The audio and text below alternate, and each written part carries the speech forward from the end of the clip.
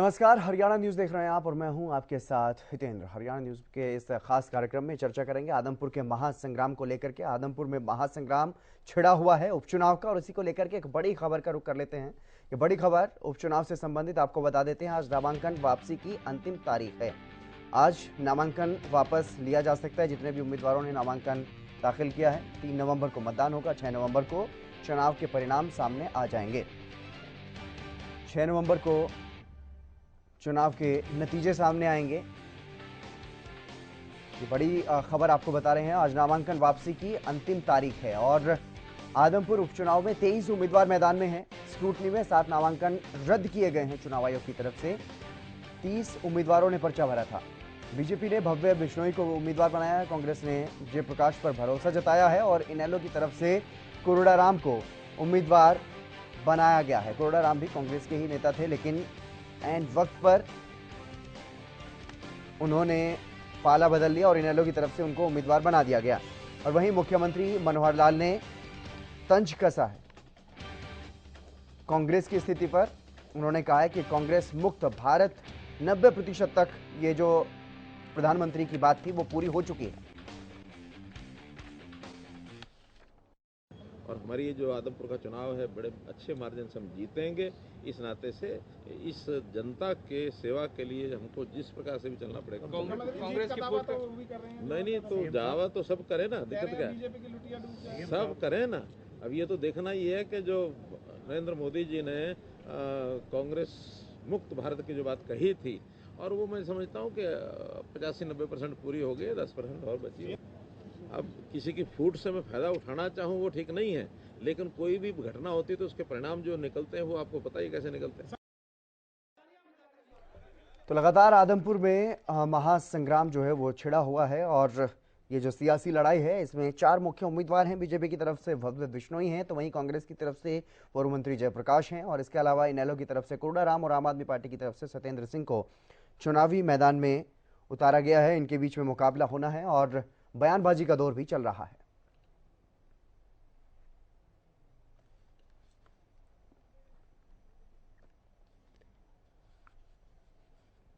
आज नामांकन वापसी की आखिरी तारीख है और आज अगर कोई उम्मीदवार अपना नाम वापस लेना चाहता है तो वह नाम वापस लिया जा सकता है। आदमपुर के महासंग्राम में अब सियासी बयानबाजी का दौर चल रहा है।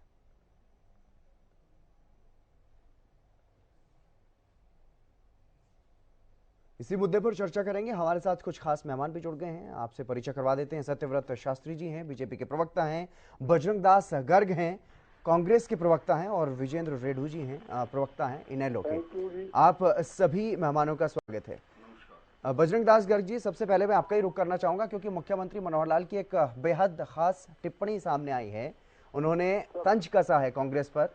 फरीदाबाद में थे, जनता दरबार के बाद मीडिया के साथ बातचीत कर रहे थे। इस दौरान उन्होंने कहा कि प्रधानमंत्री जी ने कहा था भारत कांग्रेस मुक्त भारत, और उसी में अब 85 से 90% तक ये बात जो है वो सच साबित हो चुकी है। यानी कि स्थिति पर तंज कसते हुए नजर आए और आदमपुर उपचुनाव को लेकर के ही ये बयान था उनका। देखिए जितेंद्र जी, जी, जहाँ तक ये कांग्रेस मुक्त भारत का सपना देख रहे हैं, ये तो विपक्ष मुक्त स्थानीय लोकल पार्टी है, ये मुक्त देश बनाना चाहते हैं। मगर सपने देखना सभी का राइट है। मुंगेरी लाल के सपने हसीन सपने देखते रहिए। 2024 में भाजपा मुक्त देश होगा और भाजपा मुक्त प्रदेश होगा, मैं दावे के साथ कह रहा हूँ। जिस प्रकार आज अंदर कांग्रेस की लहर चल रही है, सब दुनिया देख रही है। इन्होंने झूठे वायदे, झूठी घोषणा के सिवाय जनता के साथ धोखा करने सिवाय कुछ नहीं किया। यही प्रधानमंत्री जी थे, इन्होंने कहा था 2 करोड़ 22 साल बेरोजगार और रोजगार दूंगा। रोजगार देने के बजाय रोजगार छीन और लिया। ये कहा था महंगाई पर अंकुश लगाऊंगा, गैस सिलेंडर 250 रुपए दूंगा। जो गैस सिलेंडर हमारे राज्य के अंदर 410 रुपए हुआ करता, इन्होंने 1100 पार कर दिया। यूँ कहते थे पेट्रोल डीजल 33 रुपए लीटर देंगे, वो 60 के बजाय 100 पार कर दिया। महंगाई आसमान छू रही है। हर खाद्य वस्तु जिसकी कीमत 2 गुना 3 गुना, दूध का सामान तो 100% से ज्यादा बढ़ोतरी हो चुकी है। हमारे राज्य के अंदर कभी आपने देखा जब से देश आजाद हुआ है तब से आज तक कपड़े पर, चीनी पर, दही पर, दूध पर, खुला आटा पर, खाद पर कभी टैक्स नहीं लगा। इन्होंने तो उनको भी नहीं बख्शा, चीनी पर टैक्स लगाकर गरीब आदमी ने मुंह का मिठास छीन ली और कपड़े का, तनुक का कपड़ा उतारने का काम किया है। 3 चीज इस देश में होती है, रोटी, कपड़ा और मकान। रोटी पर आटे पर टैक्स लगा दिया, कपड़े पर टैक्स लगा दिया। जहाँ मकान का सवाल है, मकान के जो मटेरियल है, रेती, बजरी, सीमेंट, इस पर 18%, जिस पर 5% टैक्स होता था, सरिये पर 5% होता था, 18% टैक्स लगाकर गरीब आदमी को मकान में रहने के लिए भी बेदखल सा कर दिया। गरीब आदमी रहने के लिए एक कमरे का मकान नहीं बना सकता। इस सरकार से क्या उम्मीद करेंगे? और मैं आपको नहीं बताता हूँ बात, 2014 तक हमने गरीबों के लिए 3 रुपए किलो गेहूं, 3 रुपए किलो चावल की योजना लागू की। राशन डिपो के माध्यम से 20 रुपए किलो दाल घर घर पहुँचाने का काम किया। गरीब आदमी के लिए पाइप की लाइन टूटी मुक्त, यहाँ तक कि 200 लीटर की टंकी मुफ्त दी। और गरीबों को रहने के लिए 100 गज के मुफ्त 3 लाख से ज्यादा लोगों को हमने प्लाट दिए। इन्होंने सारी योजना सरकार बनते ही बंद कर दी। भी हमारे पास तो देने के लिए कुछ नहीं है, ना राशन है, ना पैसा है, ना प्लाट है, सारी योजनाएं बंद कर दी। मैं यही पूछना चाहता हूँ मेरे साथी जो प्रवक्ता बैठे हैं, एक बात तो बता दे, आदमपुर की चुनाव की बात है, लोग किस मुंह से वोट मांगेंगे? 8 साल में ईंट तक लगाई नहीं, विकास किया नहीं, कहते मैं वोट दे दो। यही तो कुलदीप है। कुलदीप जी के नाते रहे, वो कहते थे पूरे देश के अंदर सबसे बोधा, सबसे कमजोर अगर मुख्यमंत्री कोई है तो मनोहर लाल खट्टर है। वो कहते थे विकास नहीं विनाश करने वाला मनोहर लाल। बिल्कुल प्रतिक्रिया ले लेते हैं सत्यव्रत जी, क्या कहेंगे? बजरंग दास गर्ग जी ये दावा कर रहे हैं कि कांग्रेस की लहर है अब, यही तो बात और कांग्रेस की लहर बता रहे हैं ये आप, और ये कह रहे हैं कि 2024 तक जो ये कांग्रेस मुक्त भारत की बात कहते हैं वो भाजपा मुक्त भारत हो जाएगा। इस तरह के दावे कर रहे हैं, लेकिन ये दावे कांग्रेस मुक्त भारत के हों या भाजपा मुक्त भारत के हों, आदमपुर उपचुनाव पर इनका क्या कुछ असर आपको दिखाई दे रहा है? मुकाबला कितना कठिन होता हुआ दिखाई दे रहा है? सत्यव्रत जी देखिए हितेंद्र जी, बजरंग दास गर्ग जी बहुत सीनियर प्रवक्ता हैं और मैं समझता हूं कि जिन जिन बिंदुओं पर इन्होंने अपनी बात रखी वो ठीक होते जा रहे हैं, क्योंकि कांग्रेस का मतलब भ्रामक बातों को पैदा करके लोगों को वहां से ध्यान हटाना जहां ठीक हो रहा है। आप 3 रुपए के चावल की बात कर रहे हो गर्ग साहब, यहां तो कोरोना में 2 साल तक पैसा ही नहीं लिया, फ्री राशन मिला है। इस देश के अंदर हवाई जहाज की यात्रा का सुगुन लोग ऊपर चढ़ते थे किसी को तो, लेकिन आज नेशनल हाईवे ऐसे है जब उस पर गाड़ी चढ़ती है तो लोगों को लगता है कि हम हवाई जहाज का सफर कर रहे हैं। इस देश ने गरीबी का कटोरा लेकर घूमने की आदत प्रधानमंत्रियों की थी। इस देश के प्रधानमंत्री नरेंद्र मोदी ने पहली बार दुनिया की 5 बड़े देशों के अंदर देश को शामिल कर दिया। आज दुनिया के अंदर जब भी कोई झगड़ा होता है तो लोग कहते हैं कि नरेंद्र मोदी को बुलाओ, वो इसका समाधान कर सकते हैं। हरियाणा पहली बार देश के अंदर सामाजिक सरोकारों के जो काम हुए उनमें पहली बार रैंकिंग में भारत में पहला स्थान आया। जिस प्रकार से समाज परिवर्तन का, राज्य परिवर्तन का और व्यवस्था परिवर्तन का काम पिछले 8 साल में हरियाणा में हुआ है, उस पर मोहर लगेगी आदमपुर में। और आदमपुर में इसलिए मोहर लगेगी कि नरेंद्र मोदी के रूप में देश का सर्वोच्च नेता इस पार्टी का है। हरियाणा के सर्वोच्च आज तक के मुख्यमंत्रियों की रैंकिंग में सर्वाधिक यदि सामाजिक सरोकारों से यदि किसी ने काम जोड़ा है, पहली बार गरीब को पहचान करके और उसको सुविधाएं सरकार की ओर से देने का काम यदि पहली बार हुआ तो मनोहर लाल सरकार के इस समय हुआ। परिवार पहचान पत्र के माध्यम से लोग जाते नहीं, उस गरीब के घर के दरवाजे पर प्रशासन जाता है कि भैया आपकी सूचना हमारे पास है, आप बताइए क्या काम कर सकते हैं और कैसा कर सकते हैं। आपको हमें 1 साल के अंदर गरीबी रेखा से ऊपर लेकर आने का काम करना है। ये योजनाएं जो है, चौधरी देवीलाल जी कहते थे हर घर को एक नौकरी दूंगा, नहीं कर पाए, लेकिन मनोहर लाल जी ने गरीब परिवार के व्यक्ति को और पिता विहीन पुत्र को 5 क्रमांक देकर जो एक सामाजिक प्रतिष्ठा का और सामाजिक उत्थान का जो काम किया है, वो आज तक हरियाणा नहीं, देश के अंदर कोई स्टेट नहीं कर पाया। इस प्रकार की जन कल्याणकारी नीतियों के आधार पर जो सरकार चल रही है, उस सरकार पर मोहर लगेगी। और निश्चित रूप से हम सब इस बात को लिए आशान्वित हैं कि कंपटीशन जीत का नहीं है हितेंद्र जी, कंपटीशन है, लेकिन कंपटीशन मार्जिन का है। और गर्ग साहब को मैं बताना चाहता हूं, हमारे पास target Kuldeep Bishnoi plus BJP का 2019 का जो चुनाव का जो दोनों का गठजोड़ है, उसको प्लस करने का टारगेट हम लेकर चले हैं। और इसको मोहर लगाएगी आदमपुर की जनता, और आपको अपनी जगह पर बैठाने का काम जो 14 में किया और 19 में किया, वो आदमपुर में भी आपको बहुत अच्छे से बैठाकर आपका सम्मान करने वाली है। आप चिंता मत करो। बिल्कुल, ये फैसला तो जनता को लेना है। लेकिन विजेंद्र रेणु जी, इनेलो को कहां पर खड़ा हुआ देख रहे हैं आप इस उपचुनाव में? क्योंकि अगर बात करें सत्ता पक्ष की, तो सत्ता पक्ष अपनी उपलब्धियों को लेकर के गदगद है। वो ये कह रहे हैं कि हम तो अपनी उपलब्धियों को लेकर के जनता के बीच जा रहे हैं और जनता हम पर ही भरोसा जताएगी। तो वहीं मुख्य विपक्षी दल भी ये कह रहा है कि जनता त्रस्त हो चुकी है सरकार के कामकाजों से। लेकिन इनेलो अपने अस्तित्व की लड़ाई लड़ रही है, और ऐसे में उम्मीदवार भी आपका दूसरी पार्टी से आते ही आपने उम्मीदवार घोषित कर दिया। तो ऐसे उम्मीदवार से कितनी उम्मीदें आपको दिखाई दे रही? जितेंद्र जी, सत्यव्रत शास्त्री जी को पार्टी ने ऐसे ही प्रवक्ता नहीं बनाया जी। पहले इनको ट्रेनिंग दी जाती है कि जो वहां इक्वारी है। जितेंद्र जी, मेरे को इक्वारी है थोड़ा जी, ठीक मैं अपनी टीम से रिक्वेस्ट करूंगा वो इसको कुछ सही करने की हमारे कोशिश पास करें। ठीक आ रही आवाज आपकी जी। तो यहाँ पर पहले कंपटीशन होता है भारतीय जनता पार्टी में, उसमें जो अच्छी सफाई के साथ झूठ बोल लेता है उसको प्रवक्ता नियुक्त कर देते हैं। और आज सत्यव्रत शास्त्री जी पता नहीं क्यों इतनी बड़ी बड़ी बात कहेंगे जो कि बिल्कुल सच्चाई से दूर है।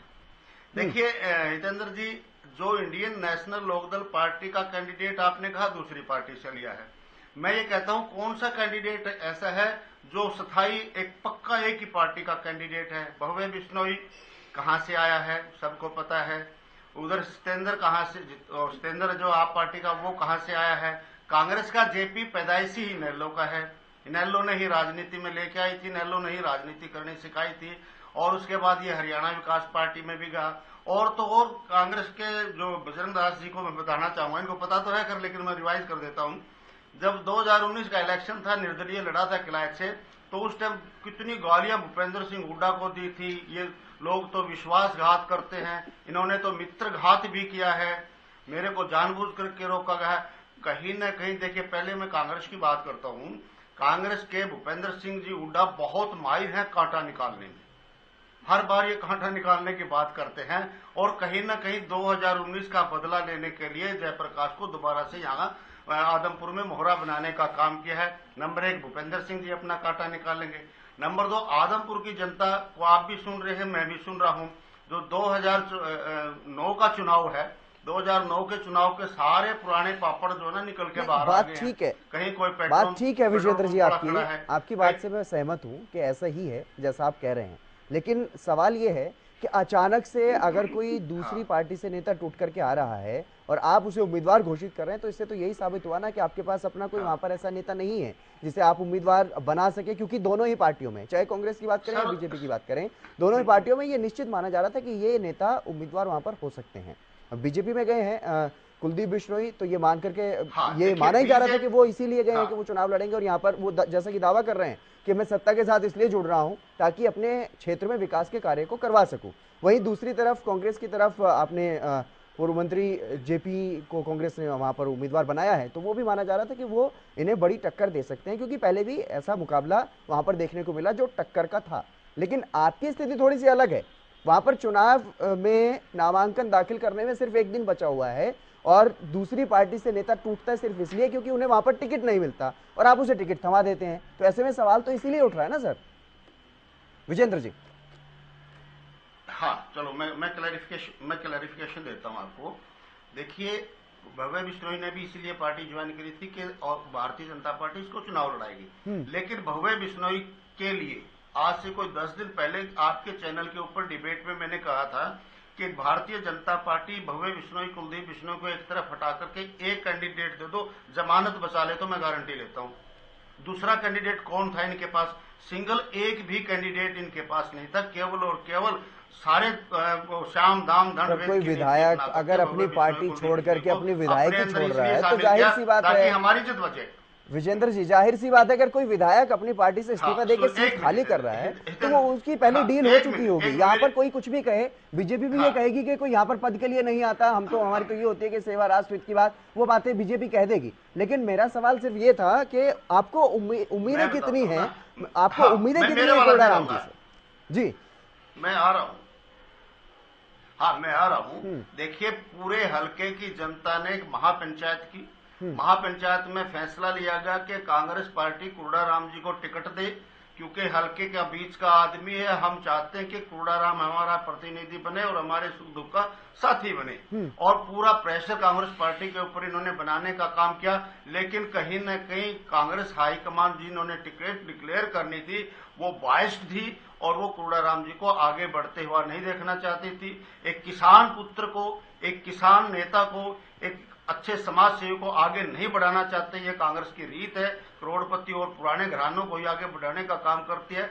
और फिर कुर्डाराम जी जो है अपने गांव के और आसपास के लोगों को लेकर के अभय सिंह जी से मिलते हैं और उनसे निवेदन करते हैं कि हम चाहते हैं कि आप हमारे इस साथी को अपना उम्मीदवार बनाएं। और उस निवेदन के ऊपर अभय सिंह चौटाला ने इंडियन नेशनल लोकदल पार्टी के वरिष्ठ नेताओं से सलाह मशवरा करके इनको प्रत्याशी बनाने का काम किया। इसके बाद हमारे पास कौन कौन कैंडिडेट थे मैं गिना देता हूँ। अगर आप कहो तो 5 नाम तो मैं गिना दूंगा जो पैनल में हमारे को दिए गए थे।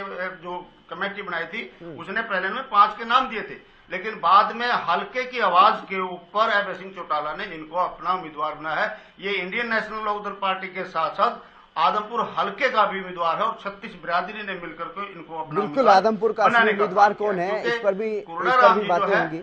इस पर भी बातें होंगी कि आदमपुर का असली उम्मीदवार कौन है, क्योंकि कुछ लोग ये भी कह रहे हैं कि आदमपुर को हराने की बात चल रही है और कुछ कह रहे हैं कि मैं आदमपुर को जिताने की बात कर रहा हूं। लेकिन बजरंग दास गर्ग जी, कांग्रेस का जो हाल दिखाई देता है, कांग्रेस में जो बयानबाजी दिखाई देती है, कांग्रेस में जो आपसी कलह दिखाई देती है समय समय पर, उसको लेकर के विपक्षी दल आप पर हमलावर दिखाई देते हैं साफ तौर पर। और इसी को लेकर के जो मुख्यमंत्री का ये बयान सामने आया कि कांग्रेस मुक्त भारत लगभग हो चुका है, अब 10% बचा हुआ है। लेकिन ऐसी स्थिति में कांग्रेस कैसे ये दावा कर सकती है कि हम वहां पर मजबूत स्थिति में है? क्योंकि आप ये जरूर इस बात को लेकर के जरूर अपनी पीठ थपथपा सकते हैं कि सभी उम्मीदवार कांग्रेस की पृष्ठभूमि से हैं, लेकिन उसका नुकसान भी कांग्रेस को ही होने वाला है परिणाम में।